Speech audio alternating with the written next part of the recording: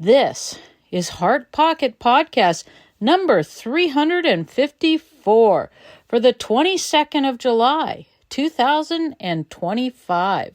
Heart Pocket Podcast, seeking to align our hearts with God's heart, making our hearts more like the heart of Jesus.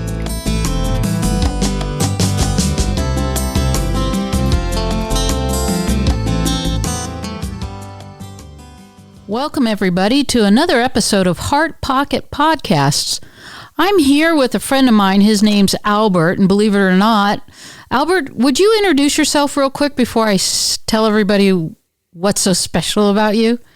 Well, not much is special about me, but I am a friend of Andrea's, and I've been blessed to get to know her, and the Lord's put her in my life, and through Andrea, the Lord has blessed me with many opportunities to glorify Him and to share His word, and so here I am now. Well, that's awesome. Well, thank you. And it's not just me, obviously, Albert. Tell our listeners a little bit about your relationship with the family.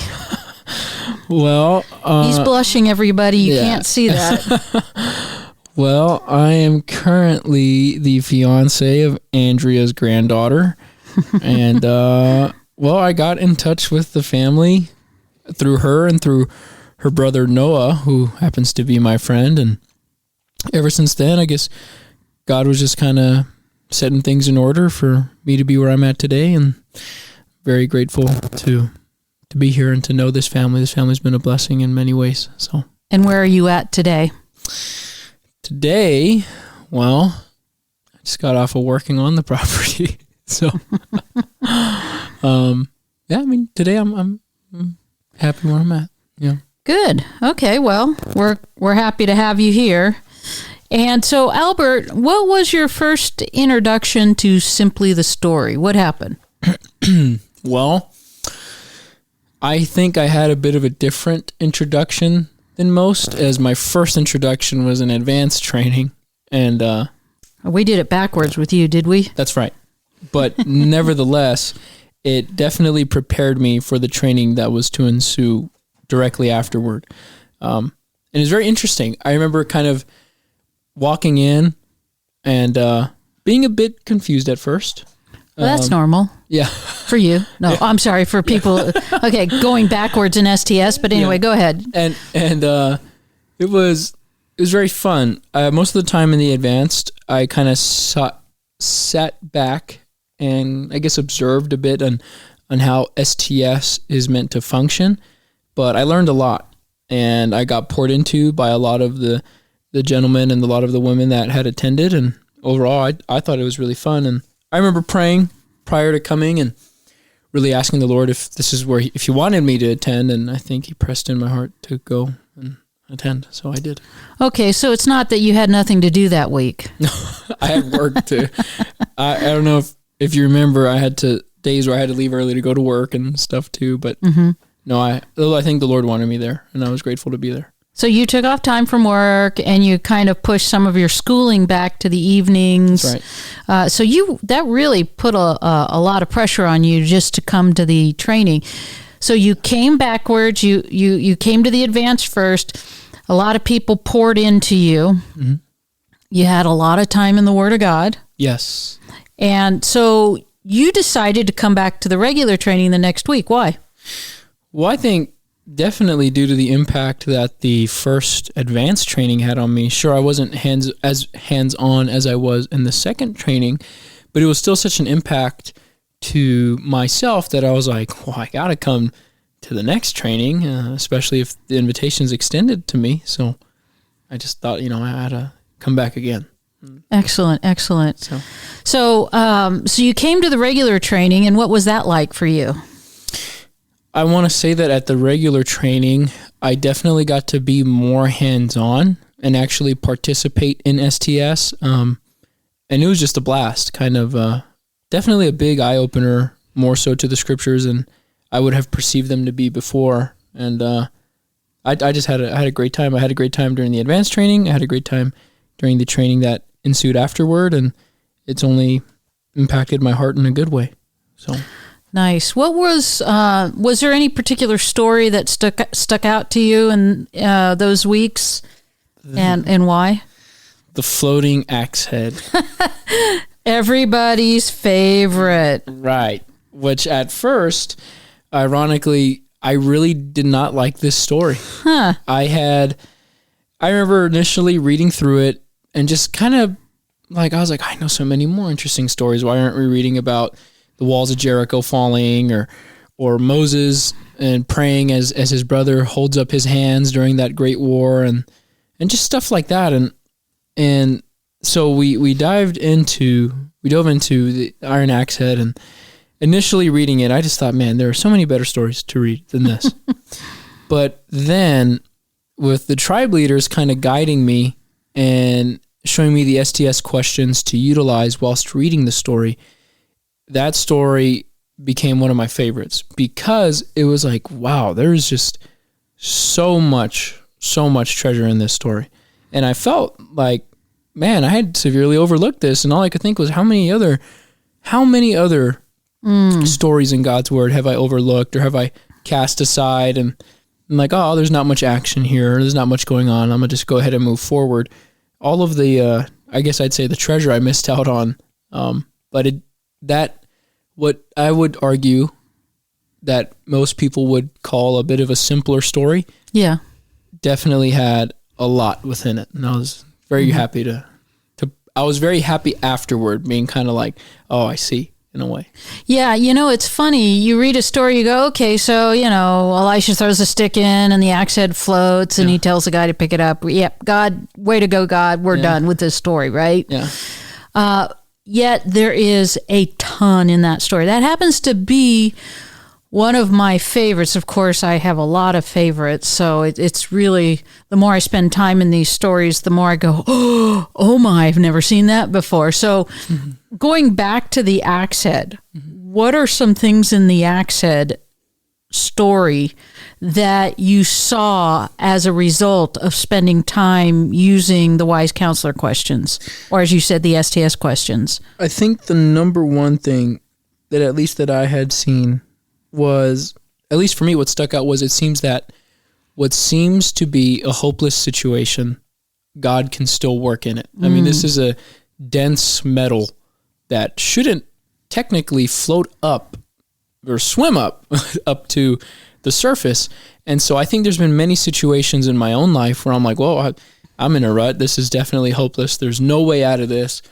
And then God kind of pulls through like that axe head. And I can only imagine how that son of the prophet felt, kind of like, oh my gosh, but it was borrowed. It's not mine. And so he's thinking, this is a fast moving river. This is a piece of heavy, dense metal. It's for sure gone, maybe dragging along the riverbed.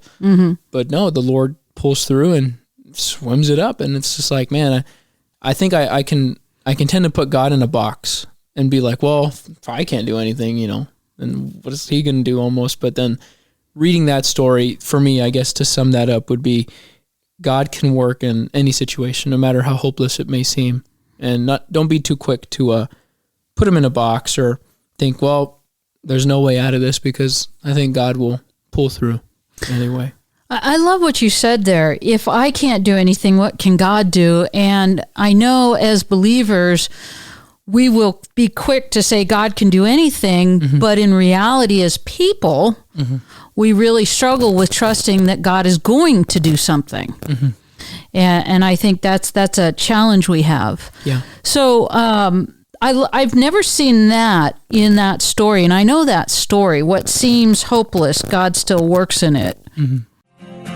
You've been listening to Heart Pocket Podcast.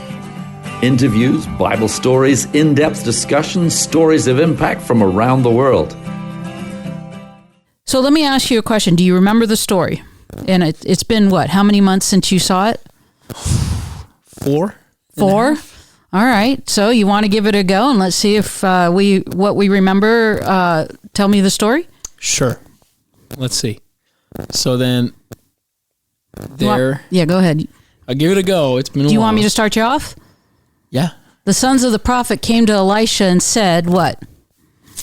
The sons of Elisha came to the prophet Elijah And they essentially they said, our dwelling place is too narrow for us. Or small. It's too small. And permit us to go to the Jordan and cut down some beams and establish for ourselves there a bigger dwelling place. To which the prophet Elisha says, go. But then, I believe one of the sons of the prophet go back to Elisha, and he says, Master, would you come with us? And Elisha says, I will go. And so they go, and the sons begin cutting down beams. But as one of the sons is felling a beam, his axe head falls into the river. And he turns to the prophet Elisha, and he says, Master, for it was borrowed. Yeah, last master, it's borrowed. Yes. Yeah. And Elisha simply goes to a tree and cuts down a stick, and he tosses it into the river, or the location where the axe head had flew off. And he simply tells his son, or prophet in training, pick it up.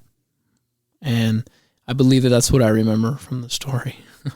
So he picks it up, and he put out his hand, and he took it. So what I did, folks, for those of you who listening, is I started him off. He doesn't have a Bible in front of him, and about midway through, I know this story, and so about midway through, I opened it up on the Bible, and then lost track because I was reading and listening to him. So unfortunately, I think he pretty much got about 95% or better. And it's been 4 months since he's done that story, and that's pretty good accuracy. So if anyone's wondering if STS works, I'd say, if you get 95% of the story, it's better than 15 or 20. Yeah. Right. Yeah. So I'd say so. That's a fun story. Yeah. I actually was like you in the beginning of that story years ago, and I'm thinking, what else is there besides the fact that Elisha threw in a stick and the axe head floated? I mean, that's a miracle. But when you really start out in the beginning of it, just taking a look at that particular story, the place where they're living is too small, and they said to Elisha, let every man go down to the Jordan or the river and cut a beam or a tree down and build a bigger place. So if the place where they're living is too small, do you think it started out that way? No, probably not. No. How do you think it started out? The sons of the prophet being students that lived together under the prophet. I want to say it was probably at first a decent enough size for those young men or those sons of the prophet to dwell there. But the only conclusion that I guess I would come to is more must have came, or he must have had more students come over time. Something to that. Yeah, you get the feeling like this school of the prophets is actually growing, and they're living together. So there's a camaraderie. There's something that's inviting for the students, the sons of the prophets, to go there. Because I don't know too many people who start out saying, wow, let's build a small house at first. I wouldn't. I mean, definitely not myself, so... That's funny. Okay, so we've got now growth, and now they realize the place where they're living's too small. Yes. And they go to Elisha and they say, let us go down and cut a tree down and cut trees down and build a bigger place. I'm summarizing here for a second. And so Elisha says, go. And then one comes back to him and says, Master, come with us. And he says, I will go. Just in that first section, what might we be learning about the relationships that are happening here? I'd say that they have a great respect for Elisha. They could have decided to just go without even telling him. The one gentleman who went back to him didn't even have to, but it seems that they have a high regard for his approval, and they seek his guidance before doing really anything. Right. And so I think it would demonstrate that they have a very close relationship with Elisha. Yeah, it does, doesn't it? They didn't feel like they couldn't go to him, and they're going to him. And even in the way he responds, what might we learn about Elisha in how he responds to the students? Anything? I would say that he cares about them and that he loves them, and the close relationship is mutual. He feels close to his students, and I believe the scriptures call them sons of the prophet. So if he's going to call them his own sons, then he's as a father to them. And so I can only imagine in this school for prophets that it's like a father-son relationship. And so, like you said, they go to him without, worrying or nervous. They just go to him as if he's their father. And I would say that he feels as if they are his sons. And he cares for them by saying, yeah, I care about you guys. Go build for yourselves a bigger place to dwell in. Yeah. Because he could have said no, but he said go. Yeah, I see a lot of trust there, too, between the students or the sons and Elisha, and vice versa. Elisha, he trusts them to go and do what they say they're going to do. And I like there's a real problem. The place is too small. What could the students have done differently? Anything? Well, they could have said, well, half of us are going to sleep outside now. Or they could have expanded it on their own, or in the nighttime, this half will sleep in here, and the daytime, the other half, whatever. They could have done 100 different things, but at the end of the day, they chose to go to their father figure, is what I'd say. So, yeah, and even, one of the things that comes to my mind is they could have easily complained, hey, the place where we're living is too small. You need to do something about it. Yes. But they didn't even do that. Instead, they came to Elisha not just with the problem, but with the solution. That's right. So is it possible that could teach us anything else about the students themselves, or even the training they might be receiving? They're not dumb. Yeah, right.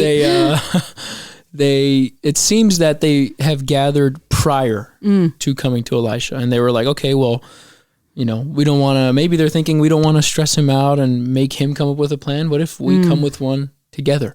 Ooh. And so they're smart, and they definitely are using their brains, and they're like, we'll formulate a plan and we'll seek his approval. But to me, with the state of their heart that's demonstrated in their actions, I think that even if Elijah said not now or maybe later, that they would be obedient to his word. Yeah. And so I would say that it seems as if they probably gathered before, since they came together, and together were like, let us go do this, and presented a plan to him. Yeah, I like that. There's respect in there too. It's just like they could have, and if Elisha said no, I think they would have respected that decision as well, like you said. That's good stuff. And so, even Elisha, you just said something Elisha could have said. He could have said no, but he doesn't. He says yes, which, that even in itself indicates something about Elisha and his respect towards the students, or his trust. Yeah. What do you think? I think he loves them. And I think that he values what they have to say, and he could have just been, sure, I think in that school, he's, the head honcho, he's the top dog, and he could be reclining in his chair and be like, nah, get out of here. But he thought about what his sons had to say, and the conclusion he came to was, yes, go and build a bigger dwelling place for all of you.